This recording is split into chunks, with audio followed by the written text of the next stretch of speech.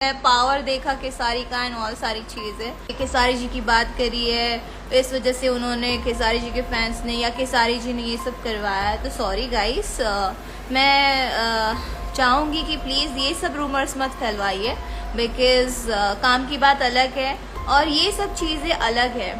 ये किसी के नाम पे ब्लेम करना सही बात नहीं है। ये जो भी चीज़ें हुई है बस फोटोज ना देने के लिए हम लोग ने ग्लास नीचे नहीं किया, इस वजह से हुई है। तो फाइनली गाइस आज काजल राघवानी ने भी इस बात को क्लियर कर दिया कि उनके ऊपर जो भी उस दिन रात को हुआ था उसमें खेसारी भैया का कोई हाथ नहीं है। जी हाँ दोस्तों, जैसा कि आपको पता होगा कि काजल राघवानी के ऊपर विजयदशमी के दिन बहुत कुछ हो गया था।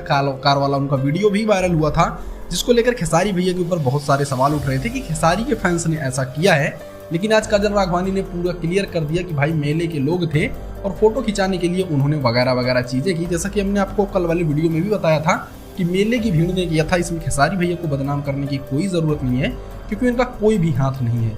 बस इन्होंने खेसारी भैया के बारे में बहुत कुछ बोल दिया था, जिस वजह से लोगों को ये लग रहा था कि खेसारी के फैंस ने ऐसा किया है।